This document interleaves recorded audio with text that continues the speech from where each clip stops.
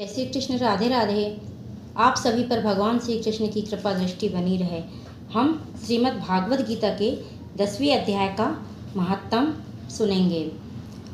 पितृपक्ष चल रहा है और इस समय गीता के 7वें अध्याय का पठन प्रतिदिन करना चाहिए अपने पितरों के कल्याण के लिए एवं उनके उद्धार के लिए। अब हम श्रीमद् भागवत गीता के 10वें अध्याय का महात्म्य सुनेंगे। भगवान शिव कहते हैं, सुंदरी, अब तुम 10वें अध्याय के महात्म्य की परम पावन कथा सुनो, जो स्वर्ग रूपी दुर्ग में जाने के लिए सुंदर सोपान और प्रभाव की चरम सीमा है। काशीपुरी में धीर बुद्धि नाम से विख्यात एक ब्राह्मण था, जो मुझ में प्रिय नंदी के समान भक्ति रखता था।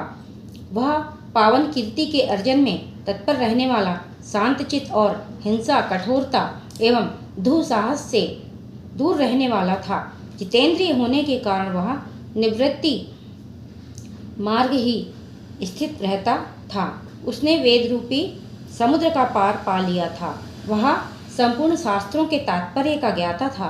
उसका चित्त सदा मेरे ध्यान में संलग्न रहता था।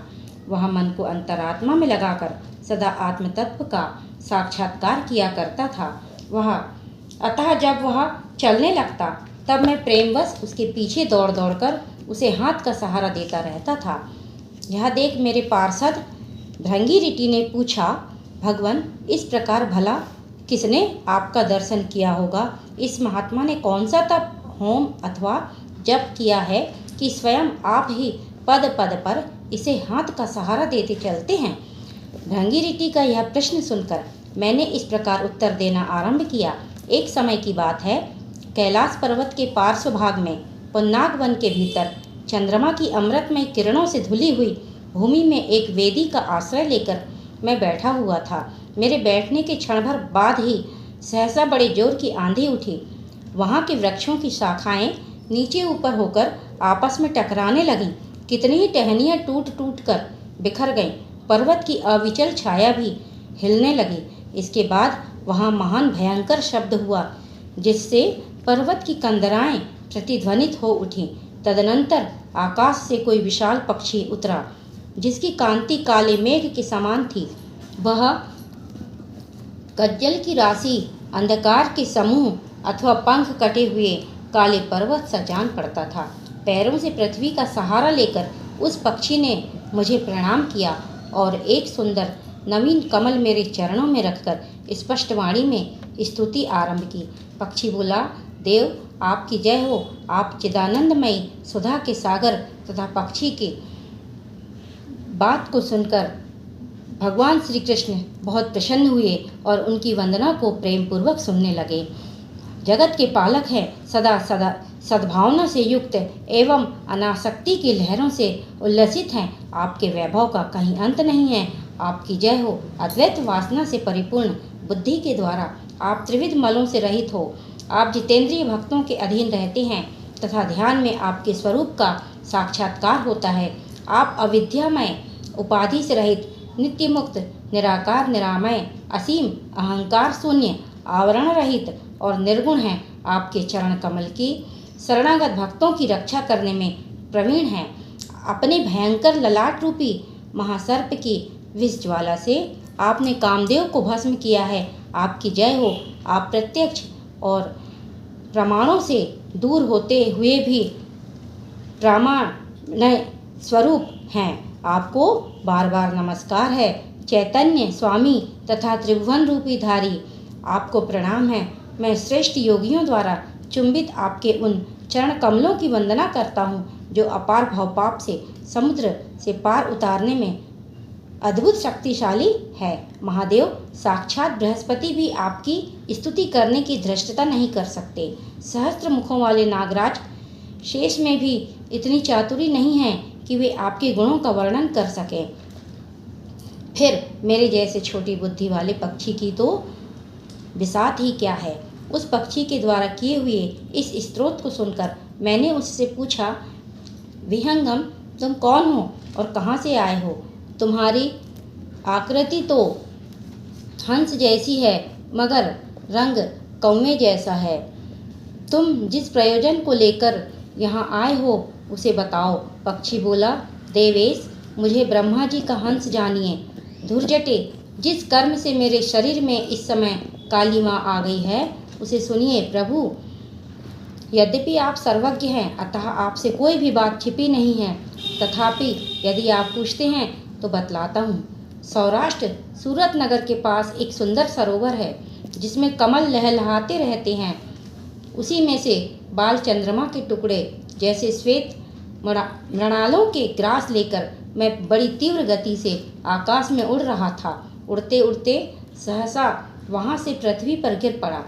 जब होश में आया और अपने गिरने का कोई कारण ना देख सका तो मन ही मन सोचने लगा, अहो यह मुझ पर क्या आ पड़ा। आज मेरा पतन कैसे हो गया। पके हुए कपूर के समान मेरे श्वेत शरीर में यह कालिमा कैसे आ गई। इस प्रकार विस्मित होकर मैं अभी विचार ही कर रहा था कि उस पोखरे के कमलों से मुझे ऐसी वाणी सुनाई दी, हंस उठो, मैं तुम्हारे गिरने और काले होने का कारण बताती हूँ। तब मैं उठकर सरोवर के बीच में गया और वहाँ 5 कमलों से युक्त एक सुंदर कमलिनी को देखा। उसको प्रणाम किया। मैंने प्रदक्षिणा की और पतन का सारा कारण पूछा। कमलिनी बोली, कल हंस तुम आकाश मार्ग से मुझे लांघ कर गए हो। उसी पातक के परिणामवश तुम्हें पृथ्वी पर गिरना पड़ा है तथा उसी के कारण तुम्हारे शरीर में कालिमा दिखाई देती है। तुम्हें गिरा देख मेरे हृदय में दया भर आई और जब मैं इस मध्य कमल के द्वारा बोलने लगी हूँ उस समय मेरे मुख से निकली हुई सुगंध को सूंघकर 60,000 भंवरे स्वर्गलोक को प्राप्त हो गए। पक्षीराज, जिस कारण मुझ में इतना वैभव ऐसा प्रभाव आया है उसे बतलाती हूँ, सुनो। इस जन्म से पहले तीसरे जन्म में मैं इस पृथ्वी पर एक ब्राह्मण की कन्या के रूप में उत्पन्न हुई थी। उस समय मेरा नाम सरोज वदना था। मैं गुरुजनों की सेवा करती हुई सदा एकमात्र पातिव्रत के पालन में तत्पर रहती थी। एक दिन की बात है, मैं एक मैना को पढ़ा रही थी। इससे पति सेवा में कुछ विलंब हो गया। इससे पति देवता कुपित हो गए और उन्होंने शाप दिया, पापिनी तू मैना हो जा। मरने के बाद यद्यपि मैं मैना हुई तथापि पातिव्रत्य के प्रसाद से मुनियों के ही घर में मुझे आश्रय मिला। किसी मुनि कन्या ने मेरा पालन पोषण किया। मैं जिनके घर में थी वे ब्राह्मण प्रतिदिन प्रातःकाल विभूति योग नाम से प्रसिद्ध गीता के 10वें अध्याय का पाठ करते थे और मैं उस पापहारी अध्याय को सुना करती थी। विहंगम काल आने पर मैं मैना का शरीर छोड़कर 10वें अध्याय के महात्म से स्वर्गलोक में अप्सरा हुई। मेरा नाम पद्मावती हुआ और मैं पद्मा की प्यारी सखी हो गई। एक दिन मैं विमान से आकाश में विचर रही थी। उस समय सुंदर कमलों से सुशोभित इस रमणीय सरोवर पर मेरी दृष्टि पड़ी और मैं इसमें उतरकर ज्यों ही मैंने जल क्रीड़ा आरंभ की त्यों ही दुर्वासा मुनि आ धमके। उन्होंने वस्त्रहीन अवस्था में मुझे देख लिया। उनके भय से मैंने स्वयं ही एक कमलिनी का रूप धारण कर लिया। मेरे दोनों पैर 2 कमल हुए, दोनों हाथ भी 2 कमल हो गए और शेष अंगों के साथ मेरा मुख भी एक कमल हुआ। इस प्रकार मैं 5 कमलों से युक्त हुई। मुनिवर दुर्वासा ने मुझे देखा। उनके नेत्र क्रोधाग्नि से जल रहे थे। वे बोले, पापिनी तू इसी रूप में 100 वर्षों तक पड़ी रह। यह शाप देकर वे क्षण भर में अंतर्धान हो गए।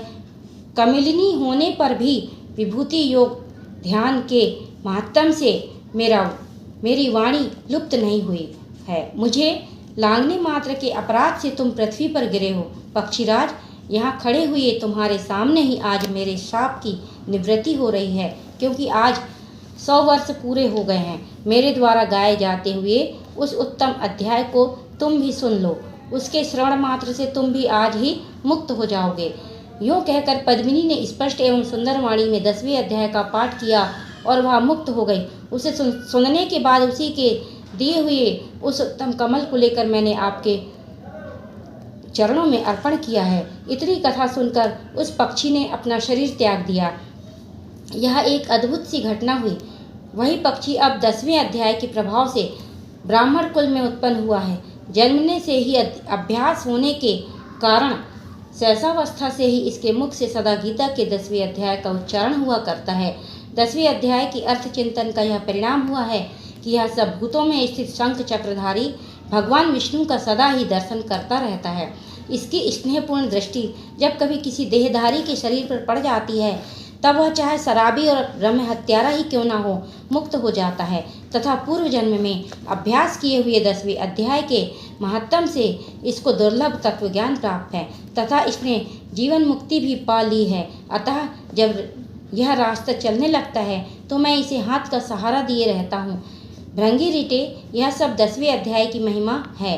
पार्वती, इस प्रकार मैंने भृंगी के सामने जो पाप नाशक कथा कही थी, वही यहाँ तुमसे भी कही है। नर हो या नारी अथवा कोई भी क्यों ना हो, इस 10वें अध्याय के श्रवण मात्र से उसे सब आश्रमों के पालन का फल प्राप्त होता है। जय श्री कृष्ण। राधे राधे।